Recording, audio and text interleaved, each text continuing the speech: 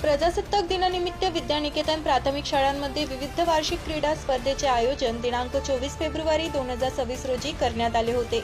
या क्रीडा स्पर्धेमध्ये अनेक विद्यार्थ्यांनी सहभाग नोंदवला असून त्यामध्ये प्रथम व द्वितीय क्रमांक मिळवलेल्या विद्यार्थ्यांना देगलूर नगरीचे माजी नगराध्यक्ष नंदकिशोर दासेटवार व देगलूर पोलीस स्टेशनचे पीए आय गोपाल सूर्यवंशी यांच्या हस्ते बक्षीस वितरण करण्यात आले। त्यावेळी शाळेचे मुख्याध्यापिका दीपा माने, सहशिक्षक संतोष मंधरने, जाधव मॅडम, देगलूरकर प्रमोद मोरे तसेच शाळेच्या परिसरातील नागरिक व पालक मोठ्या संख्येने उपस्थित होते।